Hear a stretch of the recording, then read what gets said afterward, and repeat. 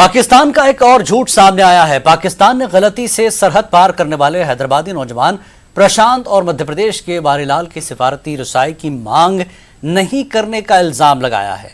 वजारत खारजा के तर्जुमान रवीश कुमार ने पाकिस्तान के इल्जामात को मुस्तरद कर दिया। उन्होंने कहा कि हुकूमत हिंद ने प्रशांत और बारीलाल को वापस लाने के लिए सिफारती कार्रवाई की, कई मरतबा तवज्जो भी दिलाई। उन्होंने उम्मीद जाहिर की कि पाकिस्तान हिंदुस्तानी शहरियों को जल्द उनके मुल्क रवाना करेगा। रवीश कुमार ने यह भी कहा कि प्रशांत और बारीलाल की सिक्योरिटी की जिम्मेदारी पाकिस्तान पर होगी। भारतीय नागरिक जिनका नाम प्रशांत वैंडम और वरीलाल है, हमें अंदाज था कि ये गलती से पाकिस्तान की तरफ क्रॉस कर गए होंगे और ये घटना 2016-17 की बताई जाती है।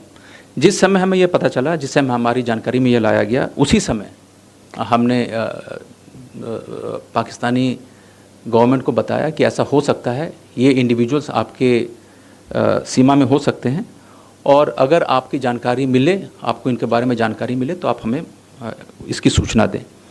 उस समय से, और जैसा मैंने कहा कि प्रशांत वैंडम का केस हमने मई 2019 में लिया था और वरीलाल का केस लास्ट ईयर का था, दिसंबर 2018 में।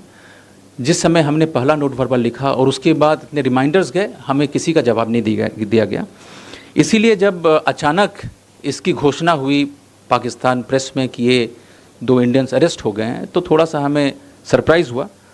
हमारी उम्मीद यही है कि ये जो 2 इनोसेंट भारतीय नागरिक हैं, इनको पाकिस्तान अपने प्रोपेगेंडा का टूल ना बनाए। इनको हमने ये भी डिमांड किया है उसी दिन, जिस दिन हमें इसकी जानकारी मिली, कि हमें कॉन्सुलर एक्सेस दिया जाए इन दोनों इंडियंस के लिए और इनकी सुरक्षा की जिम्मेदारी भी पाकिस्तान के पास है और जितनी जल्दी हो सके ये इनको रिपैट्रिएट किया जाए, जिससे ये अपने परिवार वालों से मिल सके। आसाम में दोबारा एनआरसी कराने पर असदुद्दीन अवैसी ने चुटकी ली है। उन्होंने ट्वीट करके कहा कि बीजेपी ने आसाम में एनआरसी लाकर खोदा पहाड़ निकाला चूहा के मिसल काम किया है और अब मुल्क भर में एनआरसी को लागू करना चाहती है। मोदी एक बार फिर हिंदुस्तानियों को लाइन में खड़ा करना चाहते हैं। जिनके पास दस्तावेजात नहीं होंगे उन्हें हिरासत में लिया जाएगा। अक़लियतों और कमजोर तबकात को अफसरों के रहमो करम पर छोड़ दिया जाएगा।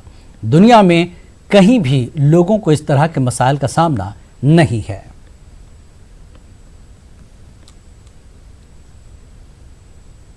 तेलंगाना आरटीसी मुलाजमीन की जेएसी में हड़ताल को खत्म करने के मामले पर फूट के आसार दिखाई दे रहे हैं। TJMU JAC 1 का एक इजलास मुनक़िद हुआ। उन्होंने आरटीसी जेएसी के कल किए गए फैसले की मुखालफत की। उन्होंने इंतजामिया की जानिब से वाज़ेह यकीन दहानी के बाद ही हड़ताल से दस्तबरदार होने का ऐलान किया। उन्होंने जेएसी पर इल्ज़ाम लगाया कि मौजूदा हालात के लिए जेएसी ही जिम्मेदार है। उन्होंने मसाइल पर वज़ीर आला KCR से मुलाकात करने का ऐलान किया। మధ్యలోనే ఆర్టీసీని ప్రభుత్వంలో విలీనం చేస్తామని డిమాండ్ వదులుకోవడము సరైనది కాదు। నిజంగానే ముఖ్యమంత్రి గారు చెప్పినట్టు ముందుగానే మరి అదే విడ్రా చేసుకొని మొన్న 5 తారీఖు నాడు ఏదైతే చెప్పారో అందరూ జాయిన్ కావాలని, ఆ రోజు జాయిన్ అయితే మంచిగా ఉండేది। ఈ రోజు ఇన్ని రోజులు 48 రోజులు సమ్మె కొనసాగిన తర్వాత అర్ధాంతరంగా మొత్తము సమస్యలన్నీ గాలికి వదిలేసి ఆర్టీసీ కార్మికులను గాలిలో వదిలేయడం సరైన పద్ధతి, నాయకత్వం కాదు। ఈ పరిస్థితి తీసుకొచ్చింది కేవలం జేఏసీ మాత్రమే। కేవలం జేఏసీ 3 యూనియన్లతో ముందుకెళ్తూ మరి జేఏసీ 1లో 6 యూనియన్లు ఉన్నప్పటికీ కూడా ఎప్పుడు కూడా పిలవకుండా ఒంటరిగా పోతూ వారి ఇష్టం ఉన్నట్టు చేస్తూ ఈరోజు కార్మికులను బలిపశులను చేయడం జరిగినది। మేము ఒక్కడే చెప్తా ఉన్నాం, తప్పకుండా ఈ యొక్క జేఏసీ మొత్తము సమ్మెను విడ్రా చేసుకుంటాం అంటే కూడా జేఏసీ 1 సమ్మె కొనసాగిస్తుందని సందర్భంగా తెలియజేస్తా ఉన్నాం। మా పరిస్థితి ఏంటి? ఈ రోజు సమ్మె విరమిస్తే ముఖ్యమంత్రి గారు డ్యూటీలకు తీసుకోరా అనేటువంటి ఏదైతే వీళ్ళు అయోమయంలో ఉన్నారు, ఈ పరిస్థితిలో సమ్మెను విడ్రా చేయడం సరైన పద్ధతి కాదు। మీడియా ద్వారా మేమందరినీ రిక్వెస్ట్ చేస్తా ఉన్నాం, మాకు ఒక్కసారి మీకు కలిసే అవకాశం ఇవ్వండి, చర్చలు పక్కకు పెట్టండి, మేము మిమ్మల్ని కలుస్తాం, మేమేదైతే కార్మికుల సమస్యలు మీకు తెలియజేస్తాం, దాని తర్వాత మీరు స్పందించండి। మమ్మల్ని మీరు ఎక్కడ కూడా ఇబ్బందులకు గురి చేయకుండా మేము మా యొక్క సమస్యలను పరిష్కరిస్తానని మేము ఆశిస్తా ఉన్నాం। జేఏసీగా అట్టర్లీ ఫెయిల్ అయినారు। ఎందుకంటే ముఖ్యమంత్రి గారు ఆ రోజు మాకు డెడ్ లైన్ పెట్టినాడు కనీసం చేయనైతే ఒక 5-6 మంది పానాలైన మిగిలిండేటివి. ఇవాళ సమ్మె 48 రోజులు పొడిగించేసి ఈరోజు దాదాపుగా 30 మంది కార్మికులు చనిపోయిన తర్వాత ఈరోజు వాళ్ళు చర్చించుకొని ఇంకా చర్చలు కూడా ఎట్లున్నాయి, ఒక యూనియన్ అయిన ఒక ఫంక్షన్ హాల్, ఇంకో యూనియన్ అయిన ఒక ఫంక్షన్ హాల్లో మీటింగులు పెట్టుకొని కార్మికులు వ్యతిరేకించినప్పుడు కూడా సమ్మె కంటిన్యూగా చేయాలని చెప్పినప్పుడు కూడా మరి వాళ్ళు ఏం చేశారు? ఇలా మేము సమ్మె విరమించుకుంటాం. बीजेपी के 4 अरकान पार्लियामेंट ने आज आरटीसी हड़ताल पर मरकजी वजीर ट्रांसपोर्ट नितिन गडकरी से मुलाकात की और आरटीसी मुलाजमीन के मसाइल को हल करने की अपील की। नितिन गडकरी से मुलाकात की तफसीलात को मरकजी ममलिकती वज़ीर दाखिला जी किशन रेड्डी ने मीडिया से वाकिफ कराया। కేంద్ర రోడ్డు రవాణా శాఖ మంత్రి అయినటువంటి శ్రీ నితిన్ గడ్కరీ గారికి విషయమంతా నివేదించాము. విజ్ఞాపన పత్రం కూడా ఇవ్వడం జరిగింది. వెంటనే మీరు జోక్యం చేసుకొని ఈ యొక్క కార్మికుల సమస్య పరిష్కారం చేయాలి. రాష్ట్ర ప్రభుత్వం పూర్తిగా కార్మిక వ్యతిరేక వైఖరి అవలంబిస్తూ ఉంది. ఇది మంచిది కాదు. కాబట్టి మానవతా దృక్పథంతో కార్మికులను ఆదుకోవాలని చెప్పి మరి నితిన్ గడ్కరీ గారిని కోరడం జరిగింది. నితిన్ గడ్కరీ గారు పూర్తి స్థాయిలో హామీ ఇచ్చారు. రవాణా శాఖ అధికారులు తెలంగాణ మంత్రిని కూడా పిలిచి నేను పరిష్కారం చేస్తాను, ఏ కార్మికుడు కూడా ఆత్మహత్య చేసుకోకూడదు, ముఖ్యమంత్రితో మాట్లాడి వెంటనే కార్మికులను మరి చేర్చుకొని వాళ్ళ యొక్క సమస్య పరిష్కారంలో నేను సహాయ సహకారాలు అందిస్తానని చెప్పి మరి నితిన్ గడ్కరీ గారు చెప్పడం జరిగింది.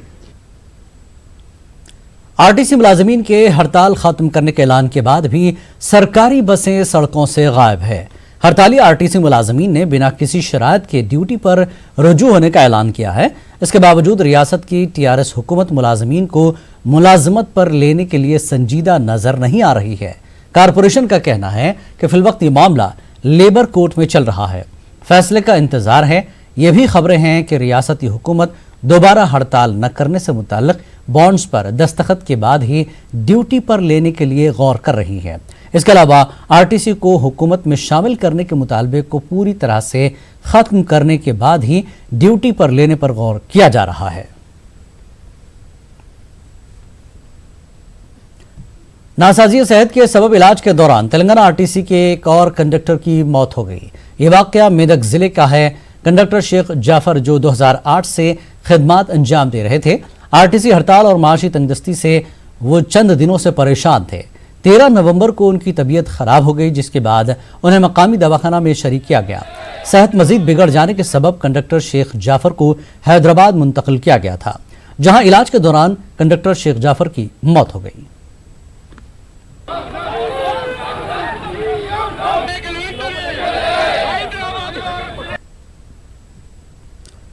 ग्रेटर हैदराबाद के हुदूद में हंगामी हालात से निपटने के लिए जीएचएमसी ने कमर कस ली है। म्यूनिसिपल वजीर केटीआर के हाथों खुसूसी तौर पर तैयार करदा 8 डिजास्टर रिस्पांस फोर्स व्हीकल का इफ्तिताह अमल में आया। एक व्हीकल में 7 अक़साम के सेफ्टी की सहूलियात मौजूद हैं। हर एक व्हीकल में 6 बॉक्स मौजूद हैं, जिसमें मेडिकल किट, हेलमेट व दीगर चीज़ें शामिल हैं। इसके अलावा खुसूसी लाइट्स भी इस व्हीकल में मौजूद हैं, जो हंगामी हालात में इस्तेमाल किए जाएंगे।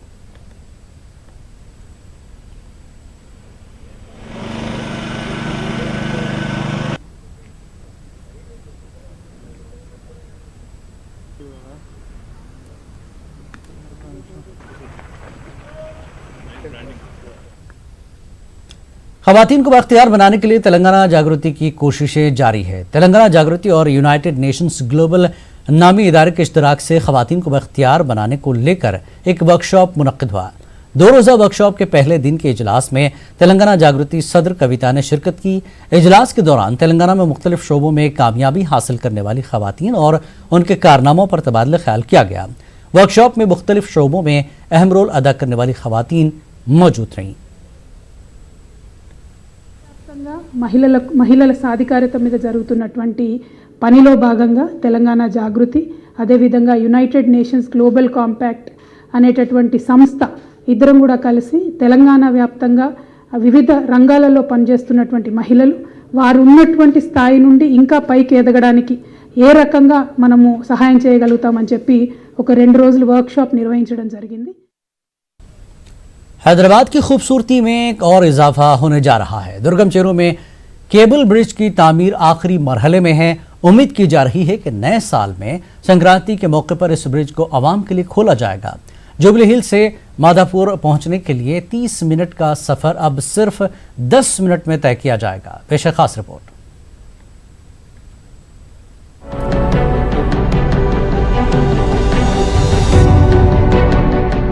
हैदराबाद के इलाका जुबली हिल्स ता माधापुर का सफर अब 30 मिनट से घटकर 10 मिनट में मुकम्मल हो जाएगा।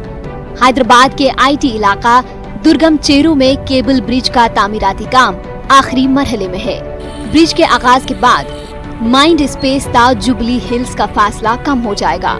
तकरीबन 2 किलोमीटर फासले की कमी से आवाम को वक्त और पेट्रोल की बचत होगी। 754.38 मीटर तवील दुर्गम चेरू केबल ब्रिज का शुमार दुनिया के बड़े केबल ब्रिज में होगा। ब्रिज की तामीर के लिए 2 अपर पायलान 57 मीटर ऊंचे लगाए गए हैं, जो 233.8 मीटर की दूरी पर लगाए गए हैं। ब्रिज जमीन की सतह से 20 मीटर बुलंदी पर तामीर किया जा रहा है।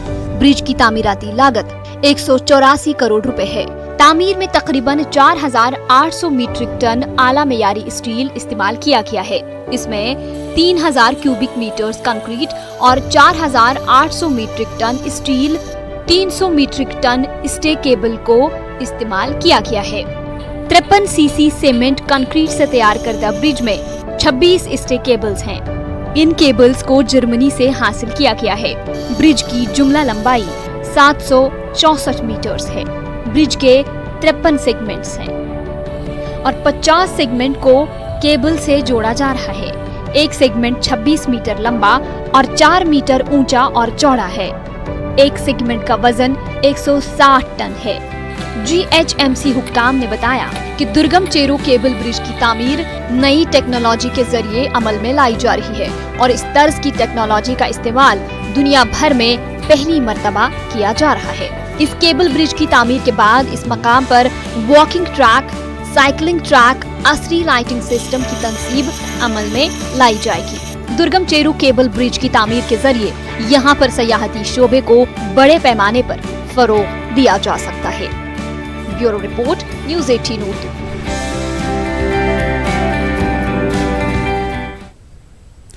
हैदराबाद के इलाके गंडीपेट नारसिंगी मंडल में अराजी तनाजे में एक शख्स की जान चली गई। तफसीलात के मुताबिक नारसिंगी के शेख नईमुद्दीन को गुज़श्ता चंद सालों से मकामी पुलिस की जानिब से हिरासा किया जा रहा था। नारसिंगी SI श्रीधर ने उन्हें पुलिस स्टेशन तलब किया। महलूक नईमुद्दीन के रिश्तेदारों का कहना है कि पुलिस की मारपीट के सबब ही नईमुद्दीन की मौत हो गई है। मुतासरीन ने SI श्रीधर को बरतरफ करने का मुतालबा करते हुए पुलिस स्टेशन पर धरना दिया। मुतासरीन का कहना है कि SI श्रीधर की हिरासानी से वो तंग आ चुके हैं। खाना खाते हो चलो साहब बुलाए बोल के ले गए साहब दिया। कौन ले गया? कांस्टेबल ले गए साहब। कौन बुलाए बोलता? श्रीधर साहब बुलाए बोल के बोले साहब। हम 2 मिनट का टाइम लिया, बात करे साहब। उन्होंने बात करे तो हम लोग घर में नहीं थे। ले जाके मारे, टार्चर करे साहब। टार्चर करने से उनका डेथ हो गया। मारे इससे पहले पुलिस वाले इससे पहले टार्चर करे थे। हम किसको भी मारे नहीं, कुछ नहीं करे। जाली केस डाल के अटेम्प्ट टू मर्डर में हमको भिजा दिए। 20 डेज में हम जेल में थे। जेल में आए बाद में मेरी नौकरी चले गई। श्रीधर सर बोले थे मेरे को, तुम लोगों को मैं तुम्हारा करियर बदला करता हूँ, तुम्हारा फ्यूचर बदला करता हूँ बोल के बोले थे। अब उन्होंने एक बदला नहीं कर रहे। हमारे चाचा को बुला के अंदर क्या हुआ नहीं मालूम, क्या करे नहीं मालूम। हमारे चाचा आगे मेरे को बुलाया, ऐसा चाचा गिर गए, उठा के लेके आना है बोल के। मैं आया, आगे देखा तो चाचा कुछ भी नहीं थे, बात भी नहीं कर रहे। हमारी डिमांड कुछ भी नहीं। हमारी डिमांड ये चाहिए खाली जो SI है उनको सस्पेंड करना, उन्होंने हमारे को सस्पेंड करना। उन्होंने हमारे पे बहुत जुल्मा करे, पूरा हमारा फ्यूचर खराब हो गया। मैं किसको बोलूं? ये पुलिस का टार्चर है साहब। इससे पहले भी हमारे को केस बुक करे श्रीधर साहब, अटेम्प्ट टू मर्डर ये केस साहब। हम किसको मारे नहीं करे नहीं, लेकिन खाली पीली हमारे जमीन पे नाजायज ऐसी आते ऐसी बात करते साहब। जो SI सर्कल साहब जो भी ट्रांसफर कभी भी बदली हो गई तो हमारे को ऐसी सताते साहब। ये इश्यू कोई भी आ रहा है, टॉर्चर सिर्फ इनको, कोई भी सर्कल SI कोई भी शिफ्ट होते हैं, जिन लोगों को जाना मैनेज करना, इनको टॉर्चर करना साहब। ये क्या है बोले तो ये बस्ती वाले देख देख के तंग हो गए साहब। 100% हम अब ACP साहब से बात करें साहब, इनका जो हक है 100% इनको हक होना। इंटरनेशनल कॉल्स को लोकल कॉल्स में तब्दील करने के सेंटर पर south zone task force police ने छापा मारा। चंद्रनारायण गुट्टा के इस्माइल नगर में मौजूद सेंटर पर छापेमारी के दौरान पुलिस ने 3 अफराद को हिरासत में लिया है। पुलिस ने 300 SIM cards, 7 live SIM box, 13 ideal SIM box, 161 idea SIM cards, wifi router व दीगर चीजों को अपने कब्जे में लिया। अहम मुलजिम इमरान से पुलिस पूछताछ कर रही है।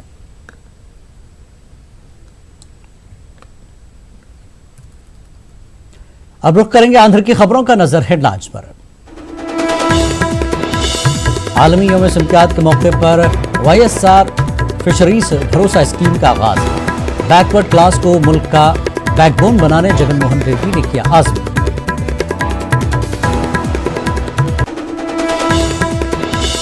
वाईसीपी हुकूमत की नाक़िस पॉलिसियों के सबब ही आंध्र प्रदेश का मुस्तकबिल खतरे में, चंद्रबाबू नायडू ने जगन हुकूमत को बनाया निशाना। स्वच्छ सेवा के पेश नजर कृष्णा जिले में शऊर बेदारी प्रोग्राम, कलेक्टर ने अवेयरनेस व्हीकल को झंडी दिखाई।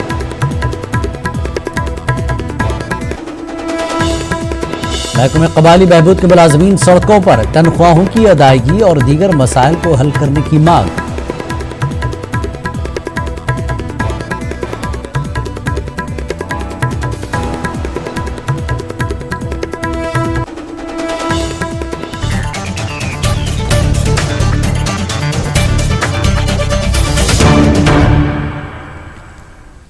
वर्ल्ड फिशरीज डे मौके पर एपी के वजीर आला वाईएस जगनमोहन रेड्डी ने मशरकी गोदावरी जिले के मुमडीवरम हल्के में वाईएसआर भरोसा स्कीम का आगाज किया।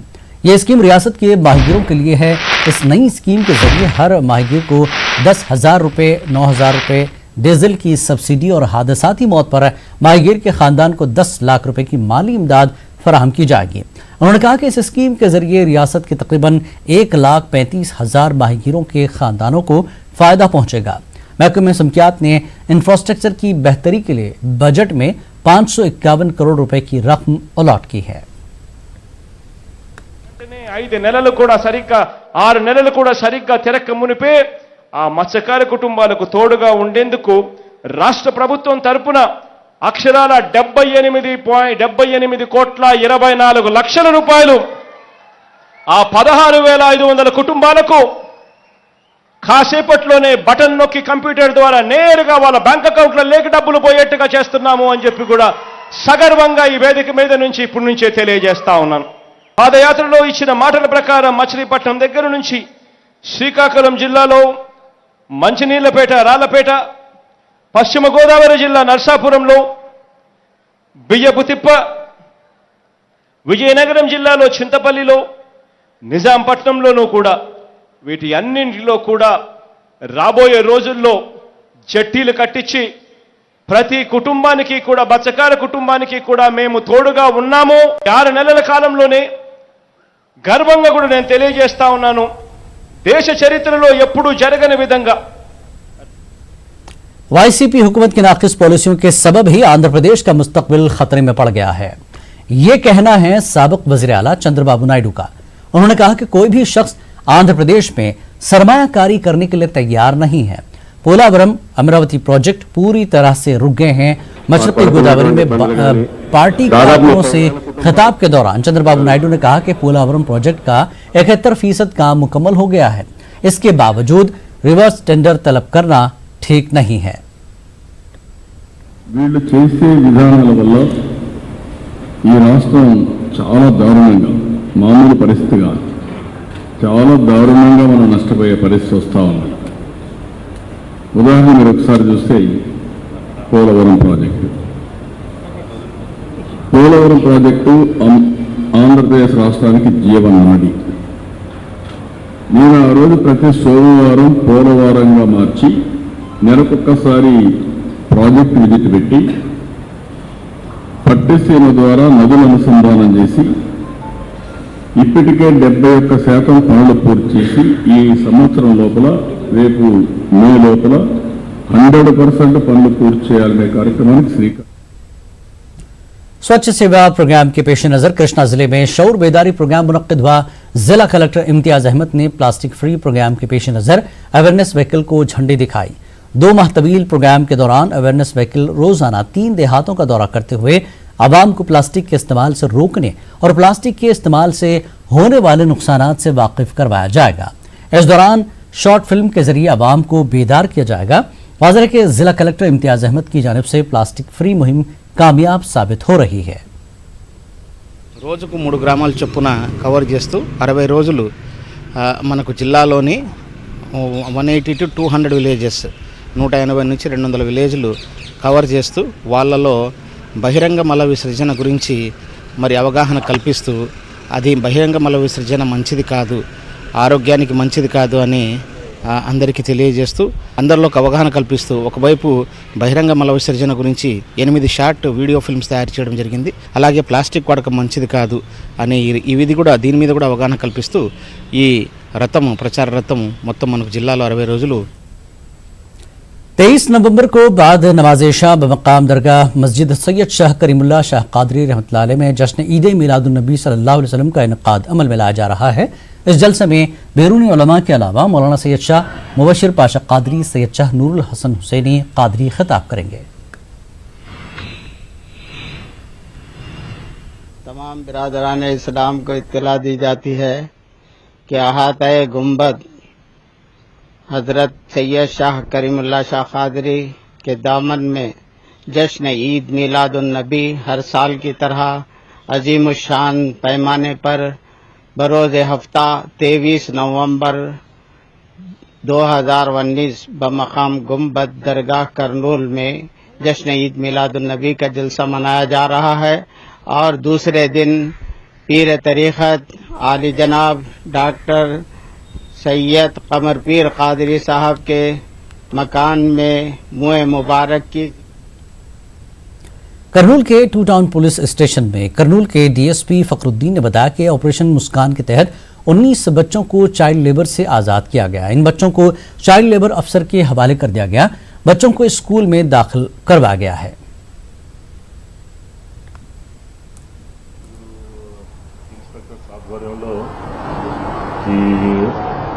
స్కూళ్ళలో లేకుండా షాప్స్లలో లేకపోతే రోడ్డు మీద రైల్వే స్టేషన్లలో అల్లరి చిల్లరగా తిరుగుతున్న పిల్లలను మొత్తం 29 మందిని ట్రేస్ చేయడం జరిగింది. ఇందులో 1 టౌన్ నుంచి 9 మంది, 2 టౌన్ నుంచి 9 మంది, 3 టౌన్ నుంచి 4 4th టౌన్ నుంచి 7 మందిని ట్రేస్ చేశాం. ఇందులో 10 మంది పిల్లలు అంటే ఇద్దరు विजयवाड़ा में खवातीन और लड़कियों पर साइबर क्राइम पर सेमिनार का इनकाद अमल में लाया गया। इस इजलास में वज़ीर दाखिला सुचित्रा, डीजीपी गौतम सॉन्ग और दीगर ने शिरकत की। उन्होंने खवातीन और लड़कियों पर साइबर क्राइम से महफूज रहने की अपील की। उन्होंने कहा कि टेक्नोलॉजी से फ़ायदे और नुकसान भी हैं। खवातीन पर बढ़ते हुए जराइम पर तशवीश का इजहार किया गया। वज़ीर दाखिला ने कहा कि हुकूमत खवातीन की सिक्योरिटी के लिए संजीदा कोशिश कर रही है। उन्होंने खवातीन को हिरासा करने वालों की शिकायत करने की पुलिस से अपील की। तनख्वाहों की अदायगी के अलावा मसाइल के हल का मुतालबा करते हुए महकमे कबायली बहबूद के मुलाजमीन सड़कों पर उतर आए हैं। विजयवाड़ा के मुगल राजपुरम में वाक़े महकमे कबायली बहबूद के दफ्तर के रूबरू हेल्थ वॉलंटियर्स ने एहतजाज किया। एहतजाजी मुलाजमीन का कहना है कि जीओ के मुताबिक 17,000 रुपये माहाना तनख्वाह अदा करना है, मगर कॉन्ट्रैक्टर सिर्फ 6,000 रुपये अदा कर रहे हैं। एहतजाजी मुलाजमीन का कहना है कि गुज़श्ता 9 माह से उन्हें तनख्वाह नहीं दी गई है।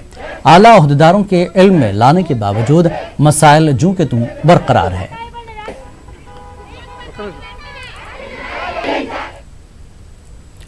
सड़क हादसात पर काबू पाने के लिए ट्रैफिक रूल्स पर काबू पाना है हद जरूरी है, बेहद जरूरी है। आलमी शोहरत याफ्ता जादूगर आनंद ने यह बात कही। ट्रैफिक कवायद पर अमलावरी से मुताल्लिक आनंदपुर में एक रोज़ा शऊर बेदारी प्रोग्राम मुनक्किद हुआ। ललिता कला परिषद में मुनक्किदा शऊर बेदारी प्रोग्राम में ट्रैफिक डीएसपी के अलावा दीगर ने शिरकत की। इसके अलावा जादूगर आनंद ने अपने आंखों पर पट्टी बांधकर शहर में 2 व्हीलर चलाई। ट्रैफिक डीएसपी मुनव्वर हुसैन ने भी तमाम शहरियों से ट्रैफिक रूल्स पर अमलावरी की अपील की। The message of road safety, traffic awareness, because the casualties throughout the world are very high because of road accidents. So we have to be safe and keep safe others also. If a blind person, you will see right now, can drive so safely on the roads. keeping safe himself as well to the others. But God has given us a beautiful pair of eyes. Why should we lose our life because of road accident? No. You may be a very good driver, but others are not good driver. So you have to keep yourself as well to the others. The moment you enter on the road, this becomes our duty. If everybody is sure about this concept, I am sure the percentage of road accidents are going to decrease a very high level.